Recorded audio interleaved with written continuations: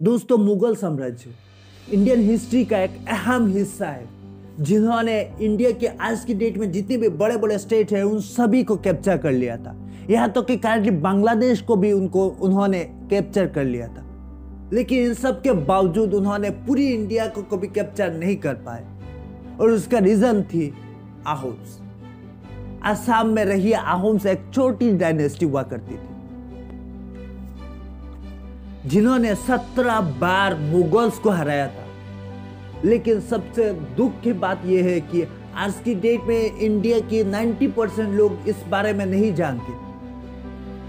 17वीं century में जब Mughals अपने जीत के, अपने सक्सेस के, अपने कामयाबी की पीक पर थे, उस वक्त वो जहां जाते थे उतना उनका पावर इतना ज्यादा बढ़ चुकी थी कि वो जहां जाते थे वहां उनको सिर्फ जीत ही मिलती थी। और इंडिया की बड़े बड़े स्टेट्स को कैप्चर करने के बाद उनका ध्यान पड़ी असम पर, जो कि ब्रह्मपुत्र रिवर के पास ही थी और उसकी लैंड काफी फर्टाइल हुआ करती थी, और उसके साथ साथ वो नॉर्थ ईस्ट का एक कॉरिडोर हुआ करती थी। तो अगर असम मुगल्स के पास चले गए तो उनको एग्रीकल्चरल बहुत बड़ी हेल्प मिल सकती थी, और साथों साथ नॉर्थ ईस्ट की ट्रेड भी उनके पास चली जाती थी। और उसी सोच की साथ 1615 से लेकर 1682 तक मुगल्स ने लगातार आहोम्स को असम से असम छीनने की कोशिश करती रही। पहली दफा में आहोम्स ने बहुत रेजिस्ट किया, लेकिन 1667 में आखिर में आहोम्स को हराकर मुगल्स ने गुवाहाटी, जो आहोम्स की सबसे बड़ी हार्ट कहा जाता था, उसी को कैप्चर कर लिया।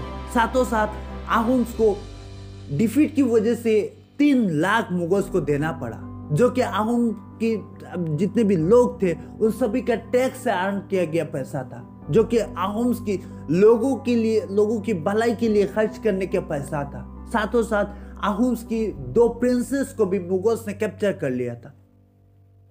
लेकिन आहोम्स एक छोटी सी डायनेस्टी हुआ करती थी, लेकिन इन सब के बावजूद वो यहां तक खत्म नहीं हुई।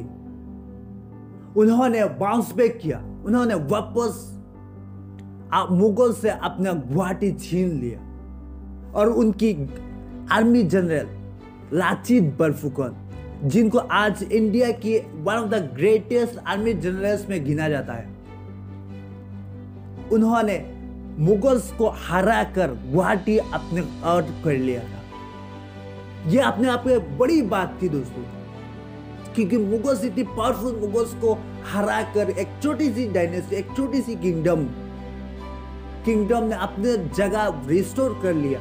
ये एक बड़ी बात थी। लेकिन इन सब के बावजूद आहोम्स की आर्मी जनरल लाचित बरफुकन ने उसे सेलिब्रेट नहीं किया, क्योंकि वो जानते थे कि इतनी बड़े हार के बाद मुगल्स कभी भी शांत बैठने वाले में से नहीं है। तो उन्होंने सेलिब्रेशन के बजाय उन्होंने काउंटर प्लान बनाना शुरू कर दिया, क्योंकि वो जानते थे मुगल्स की ताकत। और आखिर में वही हुआ। मुगल्स ने 5000 गन्स, 15,000 आर्चरी, 30,000 कैवलरी और 10,000 कैनन्स के साथ वापस आ गए। इतनी बड़ी सेना थी जो आहोम्स को आसानी से खत्म कर सकती थी। लेकिन ये युद्ध मुगल्स की पावर और आहोम्स की आर्मी जनरल लाचित बरफुकन की दिमाग के साथ हो रही थी। तो लाचित को पता था कि अगर हम ओपन फील्ड में लड़ेंगे तो कभी भी जीत नहीं पाएंगे। तो उन्होंने इस बैटल को, इस वार को, इस युद्ध को ओपन फील्ड के बजाय उन्होंने झाड़ियों में, पहाड़ों में, नदियों में बांटना शुरू कर दिया था, क्योंकि मुगल्स इन सभी चीजों में इतना एक्सपर्ट नहीं थी। वो काफी इनएक्सपीरियंस थी, इनएफिशिएंट थी।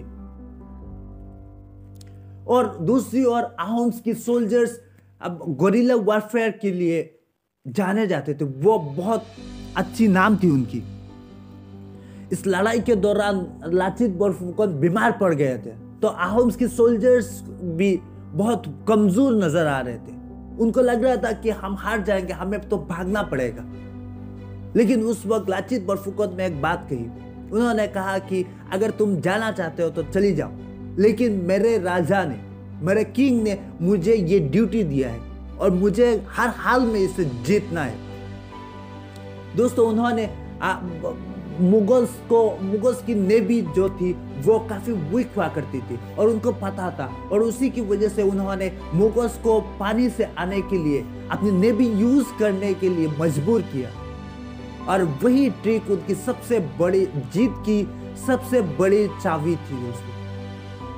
और आखिर में बैटल ऑफ सरायघाट में मुगल्स के सामने आहूम जीत गई, और आहूम्स जैसी छोटी डायनेस्टी जिन्होंने दुनिया भर में अपनी नाम फैला दी। और दोस्तों, इतनी बड़ी जीत के बाद मुगल्स जो बहुत ताकतवर बन गई, और साथों साथ आहूम्स बहुत ताकतवर बन गए, और साथों साथ मुगल्स ने इस हार के बाद वापस फिर से कभी भी आसाम की ओर देखने की हिम्मत नहीं कर पाई।